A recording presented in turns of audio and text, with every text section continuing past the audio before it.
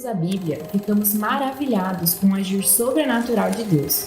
Logo na primeira página, Deus se manifesta e diz: haja luz, e a luz do nada aparece. E não só a luz, mas a cada versículo, terra, água, plantas, animais, aves, peixes, homem e mulher. Tudo surge ou é criado milagrosamente pela voz ou pelas mãos poderosas de Deus. Ao virarmos a página, Deus faz um adolescente vendido como escravo se tornar o governador do Egito. Deus faz uma sarça queimar em fogo, mas não se consumir.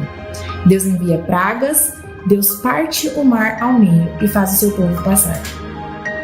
Viramos a página e Deus faz muralhas caírem. Deus faz uma mulher estéril ser mãe de filhos. Deus faz um gigante ser vencido com apenas uma pedrada. Deus faz o fogo cair do céu. Deus faz jovens saírem ilesos de dentro de uma fornalha. E Deus fecha a boca de leões. A cada página, a cada história, ficamos impressionados com o agir de Deus.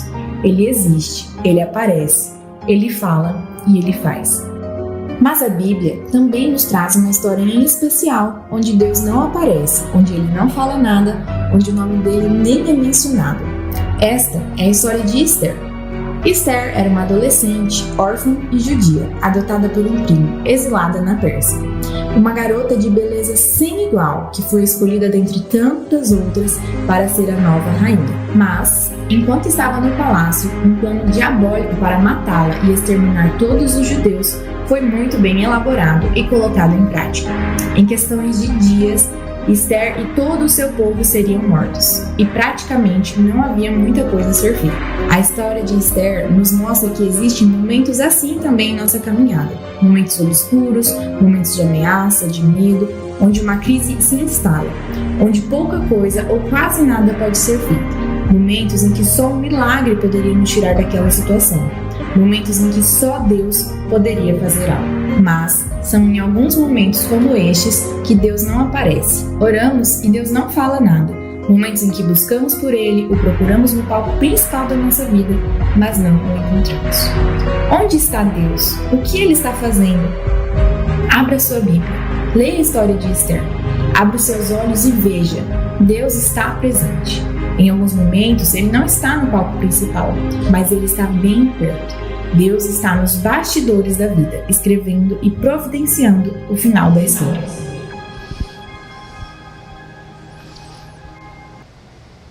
Muito bem, semana passada nós iniciamos essa série de mensagens nos bastidores da vida. Estamos trabalhando o livro de Esther, um livro que particularmente eu nunca tinha trabalhado. Nesses 27, 28 anos aí pregando a palavra, eu particularmente nunca tinha pregado sequer um texto, um versículo do livro de Esther. É um livro que talvez, ou não só eu, mas eu acho que muitos pastores acabam passando batidos, não atentando à história, ou só mencionam vagamente Esther, talvez em uma mensagem, mas a gente está se debruçando aí, procurando entender um pouquinho esse livro e quais são as lições que esse livro pode trazer para as nossas vidas. Então, nos bastidores da vida, hoje vamos falar sobre qual é a sua identidade, Qual é... Opa, passou aí? Vamos voltar. Foi. Qual é a sua identidade? Semana passada nós trabalhamos o capítulo 1, hoje eu quero ler com você o capítulo 2 de Esther. Se você tem aí a sua Bíblia, a gente vai acender as luzes temporariamente para que você possa acessar aí a sua Bíblia de papel, se você assim tem, ou se não, se você tem aí o seu aplicativo no celular, fique à vontade, o texto também será projetado aí para você. Esther capítulo 2, nós não vamos ler todo o capítulo, tá certo? Eu tinha colocado até o versículo 23, mas na verdade a gente vai ler até o versículo 20, não o 23, mas o 20. Esther, capítulo 2, do verso 1 até o verso 20, diz assim: Algum tempo depois, quando cessou a indignação do rei Xerxes, ele se lembrou de Vasti, do que ela havia feito e do que ele tinha decretado contra ela. Então os conselheiros do rei sugeriram que se procurassem belas virgens para o rei e que se nomeassem comissários em cada província do império para trazerem todas essas lindas moças ao harém da cidadela de Susã. Elas estariam sob os cuidados de Hegai, oficial responsável pelo harém, e deveriam receber tratamento de beleza. A moça que mais agradasse o rei seria rainha em lugar de Vasti. Esse conselho agradou o rei e ele o pôs em execução. Nesse tempo vivia na cidadela de Suzã um judeu chamado Mardoqueu, da tribo de Benjamim, filho de Jair, neto de Simei e bisneto de Quis. Ele fora levado de Jerusalém para o exílio por Nabucodonosor, rei da Babilônia, entre os que foram levados prisioneiros com Joaquim, rei de Judá. Mardoqueu tinha uma prima chamada Hadassa, que havia sido criada por ele, por não ter pai nem mãe. Essa moça também, conhecida como Ester, era atraente e muito bonita, e Mardoqueu a havia tomado como filha quando o pai e a mãe dela morreram. Quando a ordem e o decreto do rei foram proclamados, muitas moças foram trazidas à cidadela de Suzã e colocadas sob os cuidados de Hegai. Ester também foi trazida ao palácio do rei e confiada a Hegai, encarregado do harém. A moça o agradou e ele a favoreceu. Ele logo lhe providenciou tratamento de beleza e comida especial. Designou-lhe 7 moças escolhidas do palácio do rei e transferiu-a junto com suas jovens para o melhor lugar do harém. Ester não tinha revelado a que povo pertencia, nem a origem da sua família, pois Mardoqueu havia proibido de fazê-lo. Diariamente ele caminhava de um lado para o outro, perto do pátio do harém, para saber como Ester estava e o que lhe estava acontecendo. Antes de qualquer daquelas moças apresentar-se ao rei Xerxes, devia completar 12 meses de tratamento de beleza prescritos para as mulheres, 6 meses com óleo de mirra e 6 meses com perfumes e cosméticos. Quando ia apresentar-se ao rei, a moça recebia tudo o que quisesse levar consigo do harém para o palácio do rei. À tarde ela ia para lá e de manhã voltava para outra parte do harém, que ficava sob os cuidados de Saasgás, oficial responsável pelas concubinas. Ela não voltava ao rei, a menos que dela ele se agradasse e a mandasse chamar pelo nome. Quando chegou a vez de Ester, filha de Abiail, tio de Mardoqueu, que a tinha adotado como filha, ela não pediu nada além daquilo que Hegai, oficial responsável pelo harém, sugeriu. Ester causava boa impressão a todos os que a viam. Ela foi levada ao rei Xerxes, à residência real, no 10º mês, o mês de Tevet, no 7º ano do seu reinado. O rei gostou mais de Ester do que de qualquer outra mulher. Ela foi favorecida por ele, ganhou sua aprovação, mais do que qualquer das outras virgens. Então ele lhe colocou uma coroa real e tornou-a rainha em lugar de Vasti. O rei deu um grande banquete, o banquete de Ester, para todos os seus nobres e oficiais. Proclamou feriado em todas as províncias e distribuiu presentes por sua generosidade real. Quando as virgens foram reunidas pela segunda vez, Mardoqueu estava sentado junto à porta do palácio real. Ester havia mantido segredo sobre o seu povo e sobre a origem de sua família, conforme a ordem de Mardoqueu, pois continuava a seguir as instruções dele, como fazia quando ainda estava sob a sua tutela. Muito bem, nós temos a tendência de enxergar Ester e Mardoqueu, se você já leu esse livro ou já ouviu a história, nós temos a tendência de enxergar Ester e Mardoqueu como pessoas de grande caráter, ou como heróis que jamais vacilaram, que jamais cometeram erros, jamais se esquivaram de suas responsabilidades. Contudo, eles não agiram assim desde o princípio. Os personagens da Bíblia são complexos, né? E eu particularmente respiro aliviado por isso. Os personagens da Bíblia não são figuras que a gente pode recortar, que são unidimensionais, que a gente pode, por exemplo, os mais antigos aqui, ou já deram aula assim, ou já tiveram aula assim com flanelógrafo, né? Um painel com flanela, e aí você recorta a figura, também cola alguma coisa ali, uma flanela, algo para que, quando você coloca aquela figura unidimensional ali naquela tela, a figura fica ali, e você consegue contar a história. Os personagens bíblicos não são assim.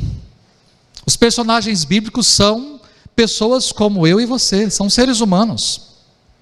Os personagens bíblicos, os principais, por exemplo, nós temos um Abraão que mente que a Sara ou a Sarai é sua irmã e não sua esposa. Nós temos um Davi que espia, né, com um olhar diferenciado para uma donzela que está tomando banho lá na banheira da sua casa, né? Ou na piscina da sua casa, e ele fala, eu quero aquela mulher lá para mim, apesar de saber que ela é casada, e casada com um dos seus oficiais. Nós temos um Moisés, que antes de se tornar o líder, o libertador do povo de Deus, Moisés foi um assassino, ele matou um egípcio. Nós temos um José, que antes de se tornar um governador do Egito, ele era um metido a besta, e os irmãos não o prenderam e não o venderam por um acaso. Ele era um dedo duro, ele era um rapazinho difícil e mimadinho pelo seu pai. Ou seja, quando nós olhamos para as histórias bíblicas, eu sempre percebo que existe o lado bom dos heróis, a parte boa dos heróis, aquilo que nós olhamos com carinho e com atenção, mas todos eles, sem exceção, com exceção com exceção de Jesus, que não tinha pecado, não teve erro, não teve dolo, os outros personagens bíblicos são pessoas que tiveram seus erros, tiveram as suas falhas, tiveram seus momentos difíceis, os seus momentos conturbados. Todos são seres humanos apresentados na Bíblia exatamente assim, como seres humanos, como pessoas de verdade, assim como eu e você, pessoas que passaram por bons e maus bocados, e que alguns, inclusive, como Esther e Mardoqueu, disfarçaram a sua fé. O nosso texto, vamos explicar um pouquinho e entender esse momento aqui do capítulo 2. O nosso texto começa com a expressão algum tempo depois, né? Começa assim, algum tempo depois. Algum tempo depois do quê? Né? O que houve entre os capítulos 1 e capítulo 2? O texto nos traz uma dica, né? Houve um tempo aqui, né, entre o capítulo 1 e a escolha de Esther, houve um período de 4 anos. Quando nós lemos, por exemplo, o capítulo 1, no verso 3, lemos semana passada, diz, e no 3º ano do seu reinado, ou seja, no 3º ano do reinado. Mas quando falamos da escolha de Esther, no verso 16 do capítulo 2, diz que ela foi levada ao rei Xerxes, à residência real, no 10º mês, o mês de Tevet, no 7º ano do seu reinado. Ou seja, entre o capítulo 1 e a escolha de Esther, se passaram 4 anos. Nós temos aqui, talvez na minha Bíblia, na sua Bíblia, foi só um virar de páginas, mas esse virar de páginas foram 4 anos. 4 anos. E o que aconteceu nesse tempo? Primeiro, o rei Xerxes tentou uma investida contra a Grécia, uma investida que não foi bem sucedida. O rei Xerxes, aquele banquete que ele deu, que vimos claramente no capítulo 1, aquele banquete deu resultado. Ele pode ter tido a desobediência da sua esposa, mas ele teve resultado com os homens, com os oficiais, com os nobres, com os príncipes das províncias, com os governadores, com os líderes militares. Ele teve sucesso. Ele conseguiu fazer uma investida na tentativa de dominar a Grécia, de vencer a Grécia, mas ele não foi bem sucedido. O rei Xerxes perdeu essa guerra, ele perdeu a batalha para a Grécia. Em compensação, nesse período de 4 anos, ele não só investiu contra a Grécia, mas ele escolheu, ou precisou escolher, uma nova rainha, porque ele não tinha Vasti mais no lugar dela, na posição dela. Vasti, diga-se de passagem, eu até esqueci de mencionar isso semana passada, Vasti era neta de Nabucodonosor. Tá certo? Ela era neta de Nabucodonosor. Lá atrás, provavelmente quando Ciro conquistou, né? Quando Ciro conquistou, ele também conquistou a família de Nabucodonosor, os descendentes de Nabucodonosor, e ali depois de Ciro, o seu filho Dario, e talvez deu a Vasti como prêmio ou como recompensa para o seu filho, no caso Xerxes. Vasti era de descendência real, ela era da linhagem de Nabucodonosor. Bom, vamos voltar para a nossa história. Xerxes, ele não tinha apenas a Grécia para conquistar, ou a intenção de conquistar, mas ele precisava de uma rainha para colocar no lugar de Vasti. E aí então ele fez um decreto. um decreto para que todas as belas virgens de todo o império pudesse, dentre todas elas, escolher uma. E aí a gente estima, isso os comentários, e inclusive os comentários judaicos, estimam que foram selecionadas em torno de 1.400 moças. Porque o objetivo era escolher uma delas. Essas moças, como vimos no texto, passavam por um tempo de trabalhar a pele. Durante 6 meses, elas usavam algum tipo de óleos essenciais de mirra, e depois outros 6 meses, outros cosméticos e outros óleos para a pele. Ou seja, quando a moça se apresentasse ao rei, ela tinha passado por um ano de tratamento de beleza para chegar até a presença do rei. Ela era ensinada a se comportar ou a estar na presença do rei, e a sua pele, o seu perfume, o seu cabelo, a sua maquiagem, os adornos, tudo tinha que estar de acordo com o rei. E como funcionava? Cada moça tinha uma única chance. Essas moças virgens eram selecionadas e eram encaminhadas até a presença do rei. E ele então, se por acaso gostasse dessa moça, ele poderia um dia, normal, chamar essa moça novamente, se lembrasse o seu nome. Porque essas moças, elas ficavam num harém, se preparando, e depois que elas tinham uma noite de amor com Xerxes, relações sexuais com Xerxes, elas eram encaminhadas para outro harém. Elas saíam do cuidado de Hegai para o cuidado de Saasgás. Elas iam para um outro harém, onde ali já não existiam mais virgens. Elas já tinham se deitado com o rei, e ali elas ficavam na espera. Se por acaso um dia o rei a chamasse pelo nome, a quisesse novamente, ela poderia voltar até a presença do rei. Caso contrário, ela nunca mais poderia sair daquele harém. Ela nunca mais poderia voltar para sua casa. Ela nunca mais poderia ver a sua família. Ela nunca mais poderia deixar o palácio. Por mais que o rei nunca mais a chamasse, ela ficaria ali, enclausurada no palácio, no harém, sem ter contato com ninguém da sua família. Se por acaso o rei a chamasse pelo nome, ela poderia retornar até o quarto do rei, ter relações com o rei, e se por acaso ela engravidasse do rei, o seu filho jamais seria herdeiro do trono, mas ele seria escravo do palácio. Essa moça jamais poderia ter relações sexuais com qualquer outro homem, a não ser com Xerxes. E dentre todas essas moças, nós aí sabemos a história de Esther. Dentre todas essas moças, nós temos a história de Esther. Talvez você já leu isso daqui e nunca imaginou que a situação fosse essa.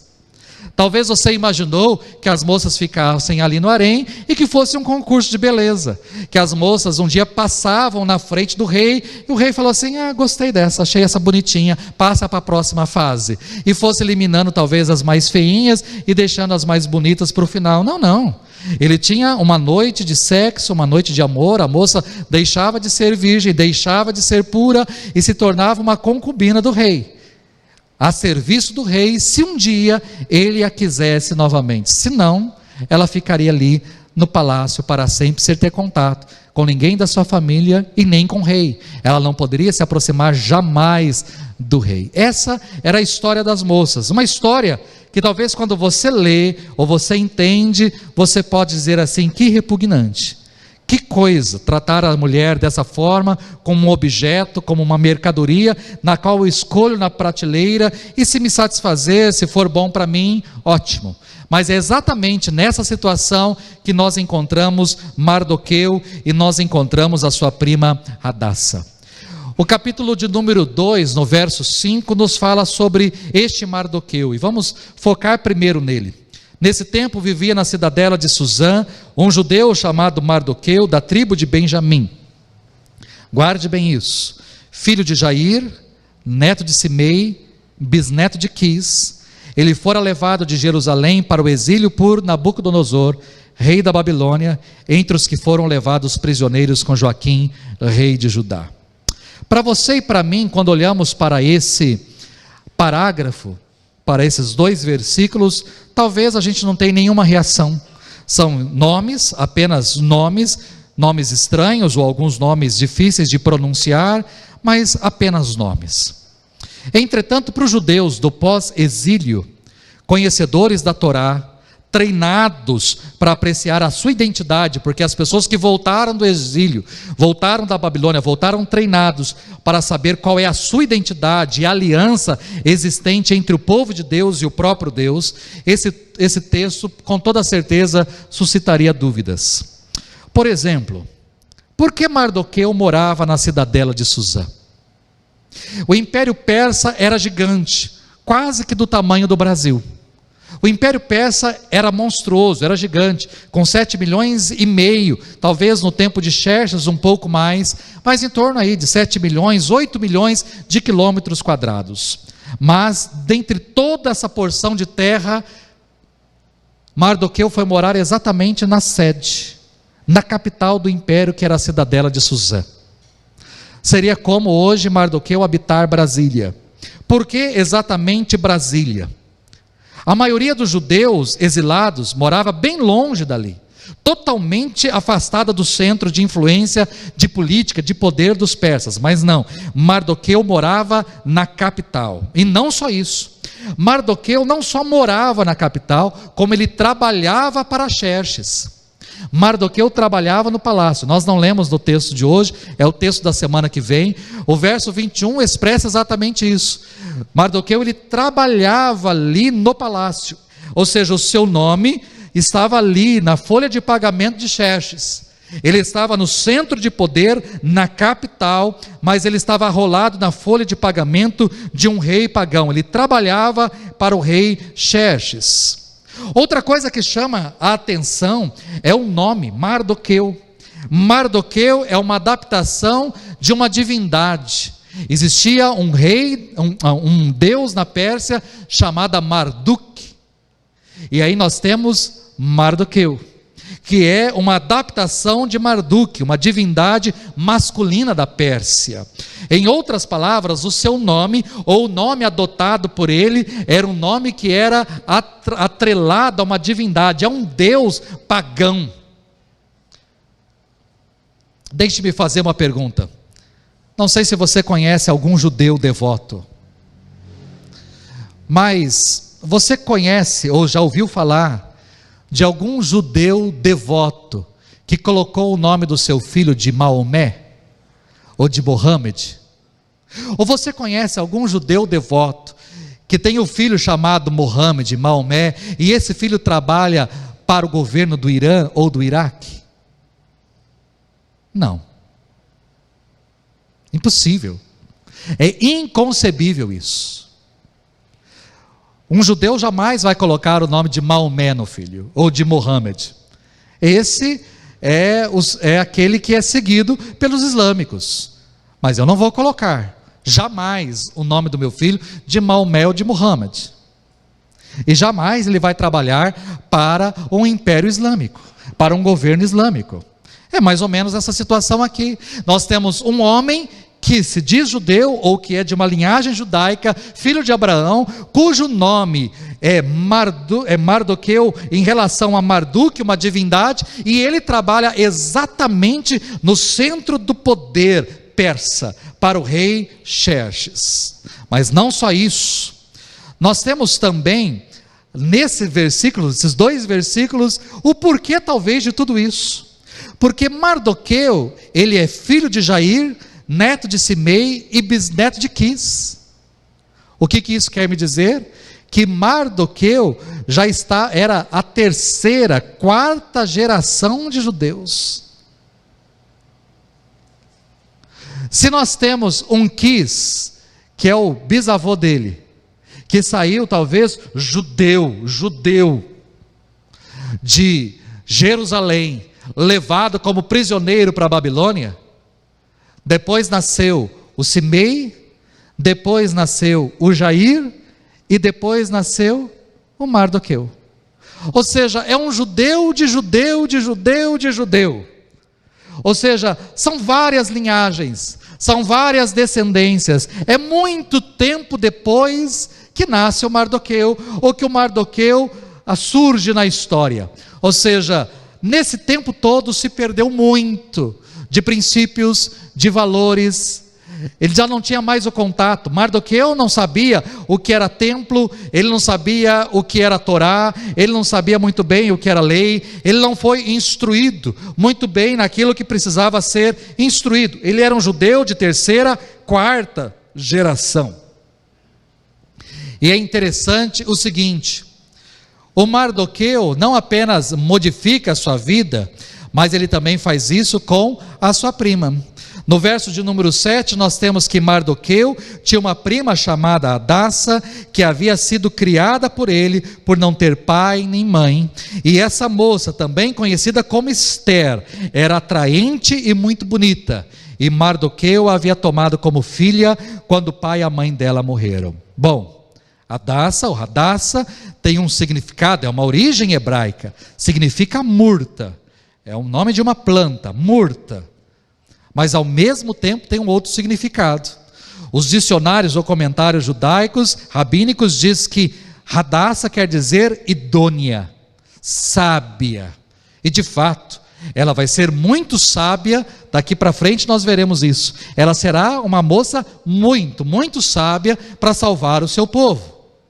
Mas essa moça que tinha o nome de Hadassa, ela teve o seu nome mudado. E aí foi lhe dado o nome de Esther. Se Mardoqueu era em homenagem ao deus Marduk, Esther é uma homenagem à deusa Estar, uma deusa persa chamada Estar. E quem que deu esse nome para ela? É interessante que você precisa entender a história. E quando eu olho para isso, para o Mardoqueu e para Esther, o início da história não é uma história tão deslumbrante, tão linda. Eu posso talvez me encantar com o capítulo 3 em diante, capítulo 3, capítulo 4 e aí por diante, porque a gente vai ver uma seção de coisas acontecendo e como tanto Mardoqueu como Esther, eles se mobilizam para salvar o povo de Deus. E é um povo, é uma mulher de oração, uma mulher de jejum que busca a presença de Deus, o Mardoqueu também. Mas quando eu olho para esse capítulo 2, eu falo, mas por que assim? O que aconteceu aqui, ou por que essa situação? Ou seja, se Xerxes tinha colocado Vasti no olho da rua, e estava tentando agora achar uma pessoa para se colocar no lugar dela, né? Se mais tarde ele ordenou que todas as jovens, as beldades da Pérsia, se candidatassem para preencher a vaga de Vasti, nós nos deparamos então com a história do Mardoqueu e da Esther.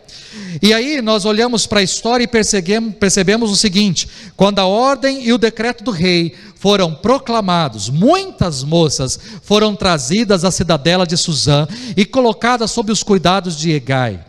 E aí diz o texto que Esther também foi trazida ao palácio do rei. E confiada a Hegai, encarregado do harém, a moça o agradou e ele a favoreceu. Ele logo lhe providenciou tratamento de beleza e comida especial, e designou 7 moças escolhidas do palácio do rei, e transferiu-a, junto com suas jovens, para o melhor lugar da harém. Esther não tinha revelado a que povo pertencia, nem a origem da sua família, pois Mardoqueu a havia proibido de fazê-lo.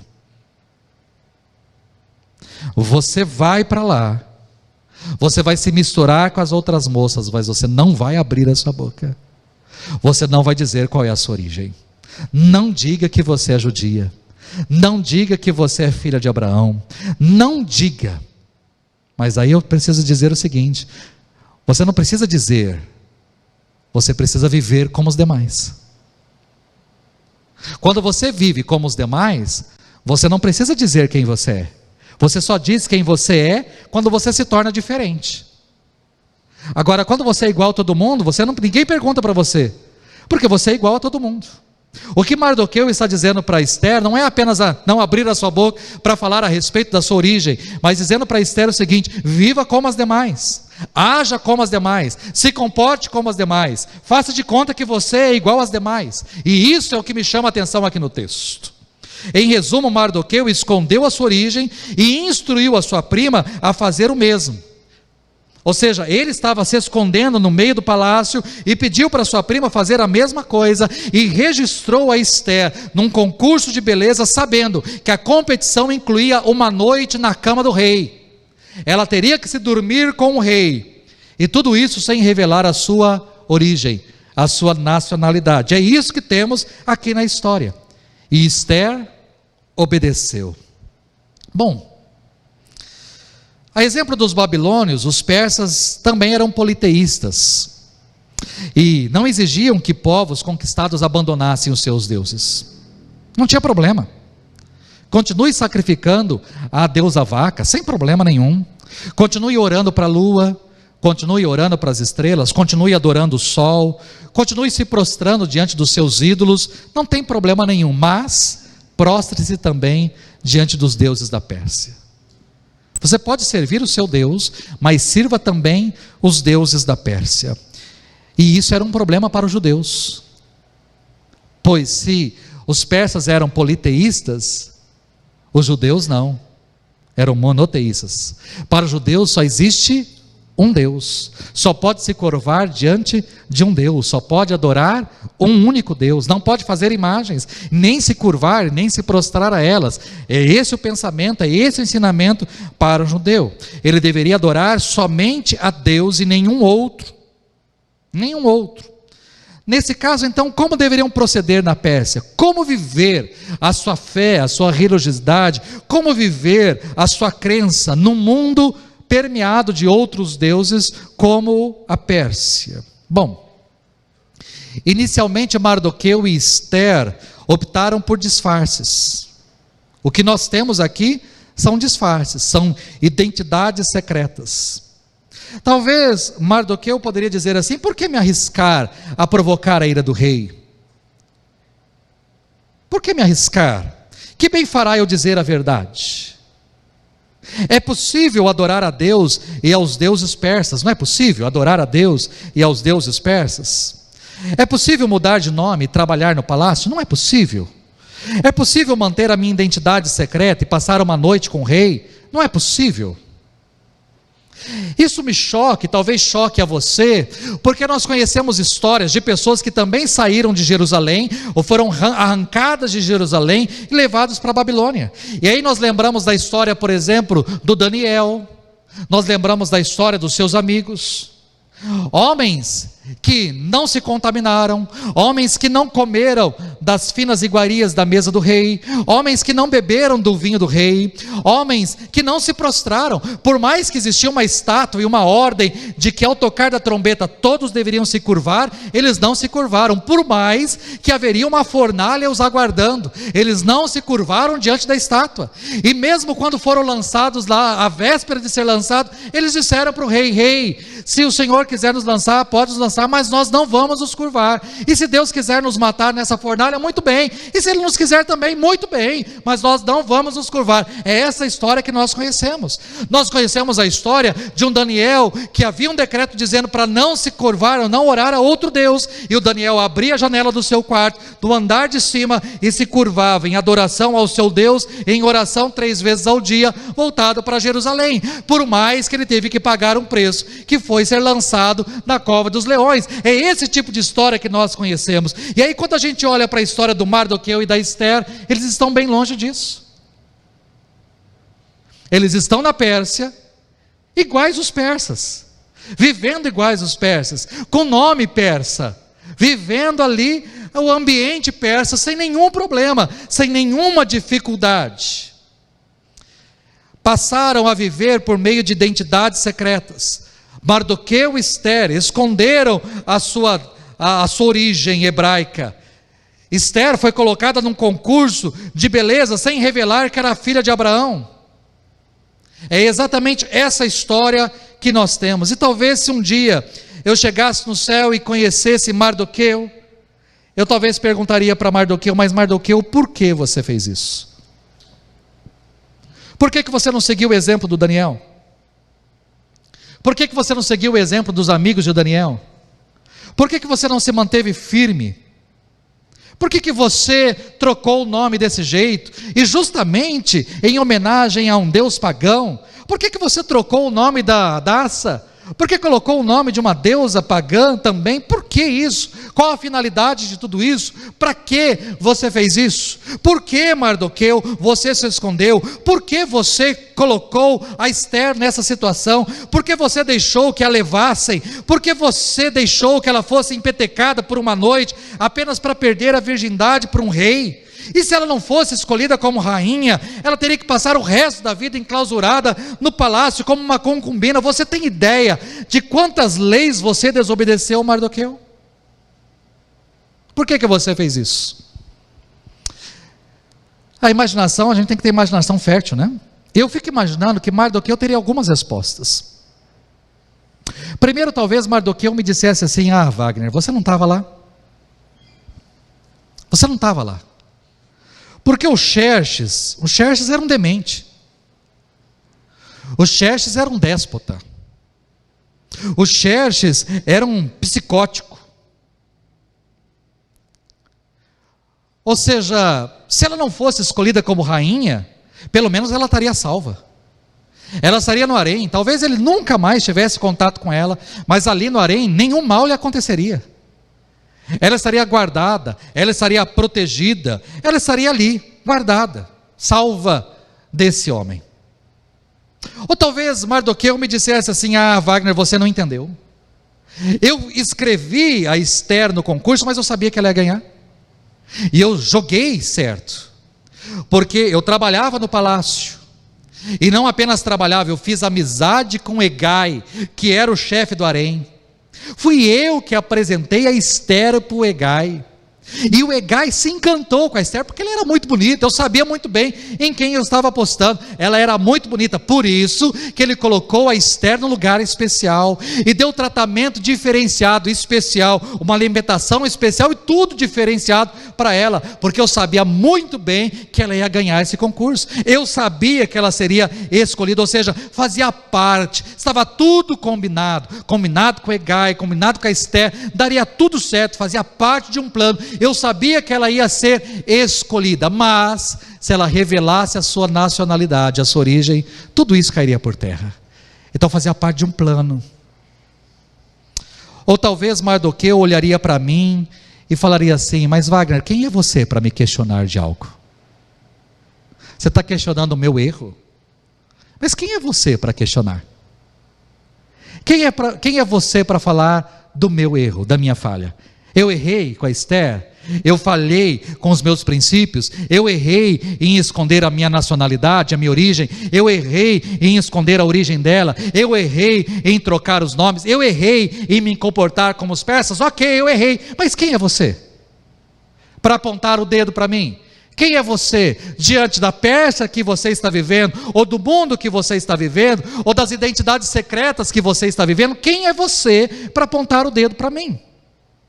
Talvez o Mardoqueu, e ele teria todo o direito de me questionar, de me retrucar, porque afinal de contas nós vivemos neste mundo, e a nossa identidade como filho de Deus às vezes é camuflada. Às vezes nós deixamos a nossa identidade como filhos de Deus de lado, na nossa Pérsia. Nós deixamos a nossa identidade como filhos de Deus lá na escola, ou lá na faculdade, ou lá no trabalho, ou lá no futebol com os amigos, no happy hour com os amigos. Nós deixamos às vezes a nossa identidade de lado como filhos de Deus, e nós começamos a viver na Pérsia como se fôssemos persas. E as pessoas não veem a diferença, as pessoas não notam a diferença, porque nós estamos vivendo como os demais. E até mesmo quando nós dizemos assim, ou alguém lá no serviço fala assim: ah, eu fui lá na igreja e vi você, eu não sabia que você era daquela igreja. E talvez alguém olhe para você e fale assim: mas você é crente? Nossa, essa é nova para mim. Significa que você está igualzinho os persas. Quando alguém se assusta ao descobrir que você é crente, quando alguém se assusta ao descobrir que você participa de alguma igreja, quando alguém se assusta em saber que você é evangélico, significa que você está vivendo igualzinho os persas. Você está na Pérsia e não há diferença entre você e os persas, não há absolutamente nada. Quando você se assenta numa mesa e bebe tanto quanto os demais, quando você participa do happy hour com as pessoas e ninguém sente a diferença entre você crente e os demais que não são, você está na Pérsia vivendo como um persa. Quando o seu namoro é tão escandaloso quanto os demais, significa que você está na Pérsia vivendo como os persas. Quando você rouba como os demais, sonega como os demais, trapaceia como os demais, quando você está vivendo a sua vida neste mundo como os demais e ninguém sente a diferença, pelo contrário, te coloca no grupo da falcatrua, significa que você está vivendo como um persa no meio dos persas. A sua identidade é bem secreta. E a gente tem que tomar cuidado com isso. O capítulo 2 de Esther, antes de entrarmos na história linda e nos fatos que irão acontecer e que são maravilhosos, a história de Esther, esse capítulo 2, me mostra que é possível estar na Pérsia e viver como os persas. Não só se encantar, como vimos no capítulo 1, mas vivermos como os persas, como a gente percebe aqui no capítulo 2. E eu digo para você que é uma tentação. É uma tentação. Nós somos tentados, assim como Mardoqueu e Esther foram. E por que nós somos tentados? Porque a nossa sociedade, ela tolera algumas coisas. Eu posso dizer que a nossa sociedade, ela tolera todas as crenças, exceto aquela que se declara exclusiva. Nós vivemos aqui no Brasil, estou falando para nós, povo brasileiro, inseridos nessa cultura, nesse país. Nós vivemos numa sociedade onde faça tudo o que você desejar, contanto que aprove tudo que os outros fazem. Se você estiver de acordo com tudo que os outros fazem, positivo para você. Senão você é cancelado. Nós vivemos a cultura do cancelamento. O que é a cultura do cancelamento? Nós cancelamos quantas pessoas talvez por semana? Eu cancelo alguns, você provavelmente também.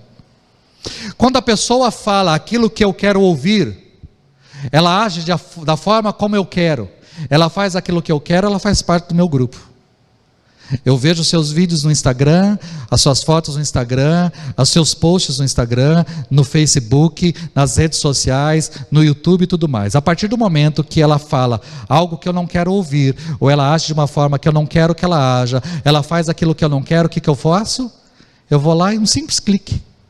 Deixar de seguir, deixar de acompanhar, não ver mais as notificações, silenciar essa pessoa. Tem várias possibilidades hoje. Você silencia, deixa de ser amigo, deixa de seguir e um monte de coisa, porque eu não quero mais ver isso. Cancela. Essa é a cultura do cancelamento que temos nos dias de hoje. E ironicamente, aqueles que defendem a tolerância não toleram o cristianismo.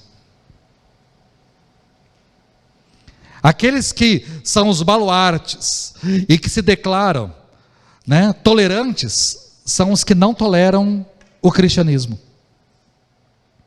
E aqui eu estou pregando, não só para você que está aqui, mas para aquele que está em casa. Eu estou falando para um povo, que se por acaso você veio aqui, você quis ouvir o que está aqui. E se alguém está acessando lá, é porque quer ouvir o que está aqui. E o que eu vou pregar, não dá like. Eu não sou um pastor de likes. Eu não sou um pastor de curtidas. Eu não faço parte desse naipe, não. Eu sou um pastor do cancelamento. Porque eu não prego o que as pessoas querem ouvir. E eu espero que Deus me preserve assim. Sempre sendo um pastor que pregue aquilo que precisa ser pregado, não o que as pessoas querem ouvir. Mas nós vivemos neste mundo, nessa cultura assim. Gostei dessa igreja. Eu gostei dessa igreja, eu gostei desse pastor, eu gostei porque eu gostei dessa mensagem. Essa mensagem é boa para mim.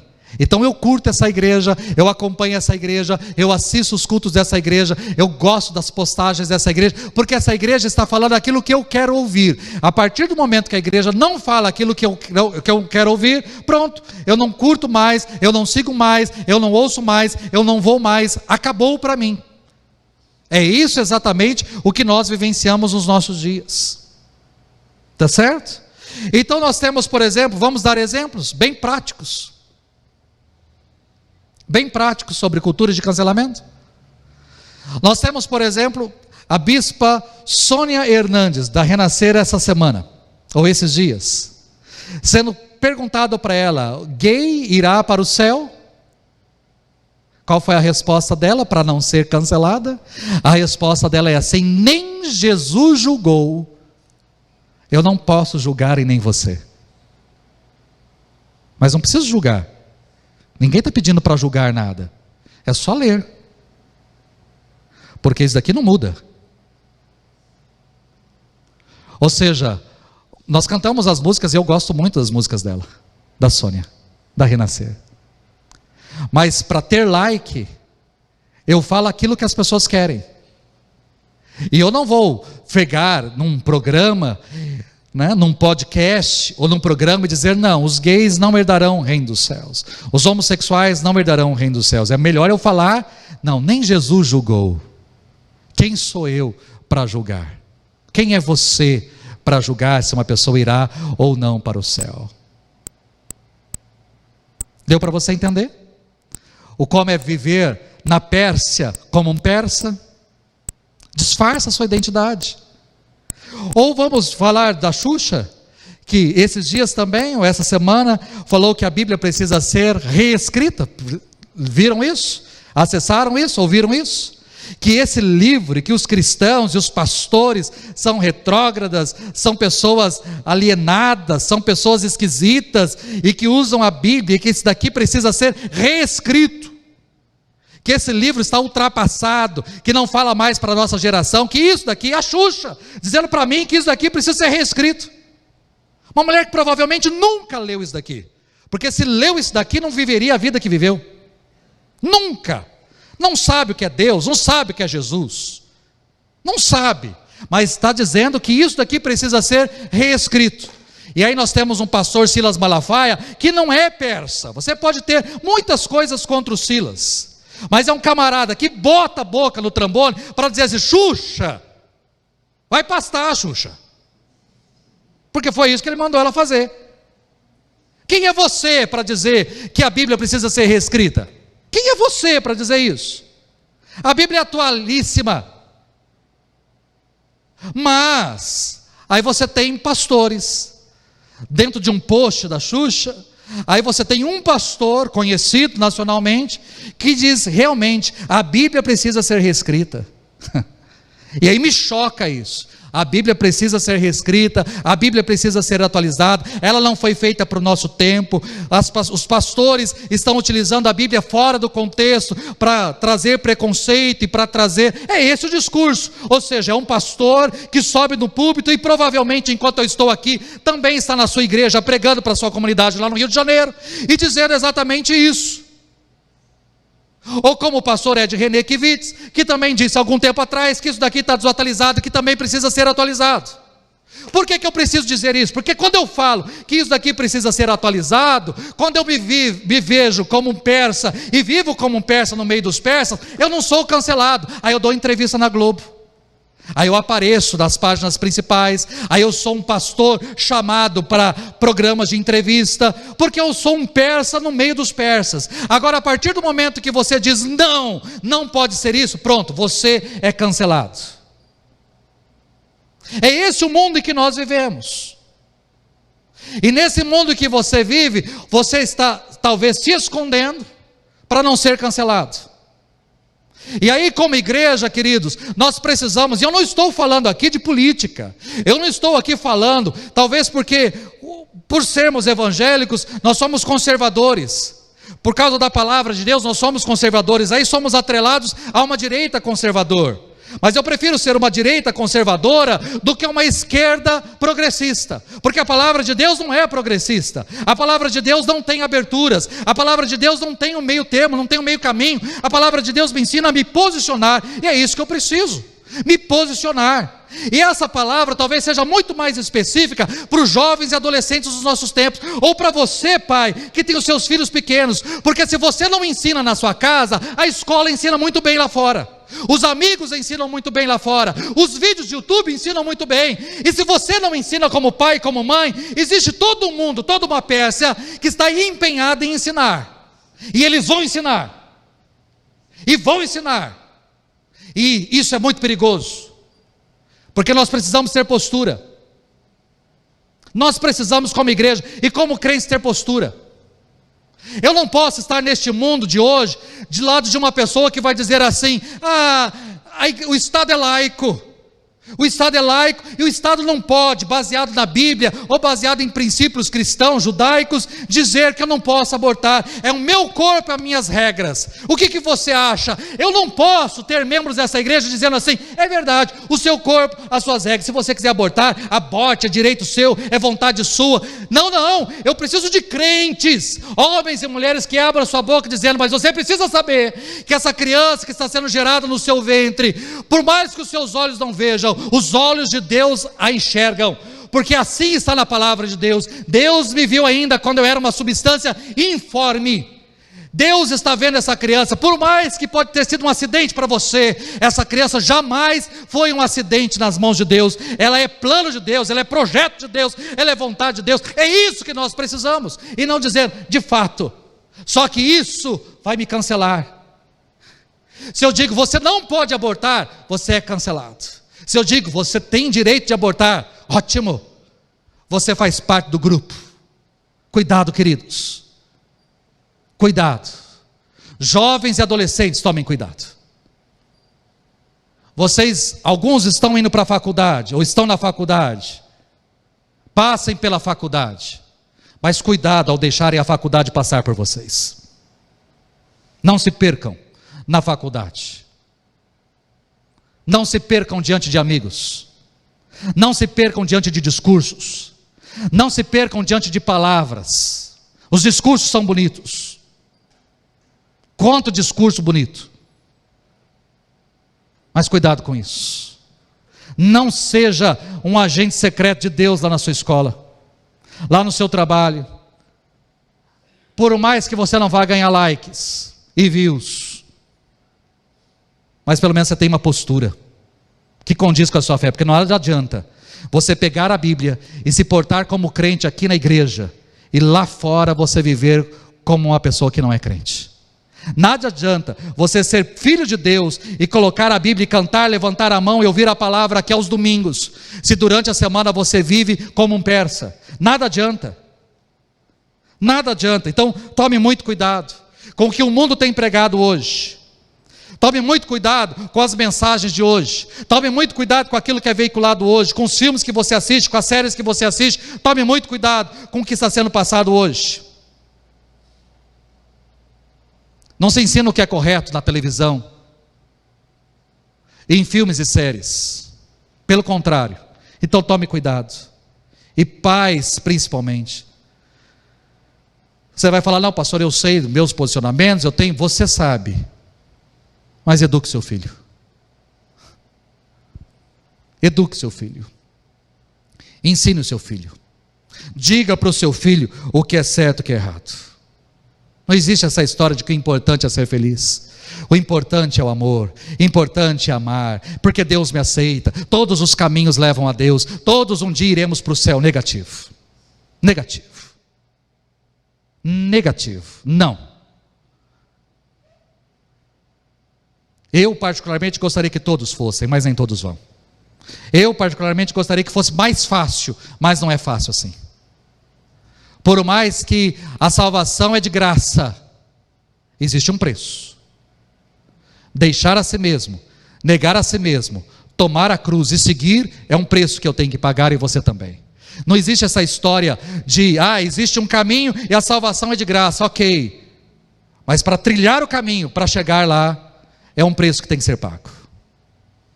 Então, nem todos os caminhos levam a Deus, nem todas as religiões são certas, nem todas as igrejas são corretas, nem todos os pastores são lindos e maravilhosos, nem todas as pregações são de fatos bíblicas, nem todos são inspirados pelo Espírito, nem todos falam a verdade, e a gente precisa ter ciência disso. A gente está no mundo hoje em que nós precisamos tomar postura. E qual é o seu lugar nesse mundo? Talvez você seja como Mardoqueu e como Esther. Mas eu termino com esse texto aqui, para que você saiba quem de fato você é. 1 João capítulo 3, no verso 1 diz: que amor maravilhoso o Pai tem para conosco. Veja só, somos chamados... Opa, quem é você? Quem é você? Aí eu vou dizer o seguinte para você. Nesse mundo, só existe duas opções. Não tem terceira via. Existe porta estreita e porta larga. Existe caminho estreito, caminho largo. Existe salvação, existe perdição. Deu para entender? Não tem uma terceira via. É só dois. Você escolhe qual caminho, você escolhe qual porta, você escolhe qual destino. Só existem dois. Não tem terceira. Só duas opções. E quando você olha para esse texto, se nós somos chamados filhos de Deus, quem não é filho de Deus é filho do quê? Tem medo de dizer, né? Quem não é filho de Deus é filho do quê? É filho do diabo. É assim que João trabalha. Só lê 1 João. Existem os filhos de Deus e os filhos do diabo. Simples assim. Então, ou você se porta como filho de Deus, ou sabe de quem você é filho? Simples. Simples assim. Ou você se porta como filho de Deus, ou você se porta como filho do cão. Fica à vontade. Qual é a sua identidade? João está dizendo, essa é a nossa verdadeira identidade. Qual é a nossa verdadeira identidade? Sermos filhos de Deus. Então se porte como um filho de Deus. Diante de pregações, ou de discursos, ou de palavras, ou de insinuações, ou de atitudes, tome postura como filho de Deus. Diga não, quando precisar dizer não. Não. Vamos lá, vamos beber? Não. Vamos experimentar droga? Não. Vamos lá na festa depois? Olha, eu sei que cada um depois vai para um quarto, aí você pode. Não. Não. Ah, mas se engravidar você pode abortar depois? Não. Postura? Não. Você é filho de Deus. Diga não quando você precisar dizer não. Não vou, não quero, não participo, não faço parte. Ah, mas assim você será cancelado. Eu prefiro ser cancelado aqui e ter meu nome lá, do que estar no hall aqui e ser cancelado lá. Onde você que está querendo ser cancelado? Tenha postura. Ah, pastor, mas Mardoqueu e Esther está a uma página de uma mudança radical na vida. Eles não terminam aqui, a história não termina no capítulo 2. Então preste atenção na sua vida. A equipe pode vir para cá. Nós vamos cantar uma canção, orar e encerrar. E eu espero, sinceramente, que eu tenha sido claro com você. Claro, transparente, mais do que nunca. Porque nós precisamos disso. Postura, queridos. Eu falo isso porque eu sou pai de adolescente. E eu sei o que meu filho enfrenta na escola. E não só sou pai de adolescente, tenho uma esposa que trabalha em 2 escolas. Apesar de serem particulares, eu sei o que acontece lá. Postura, decisão, no seu trabalho, na sua escola, na sua faculdade, no seu dia a dia. Postura. Vamos ficar em pé?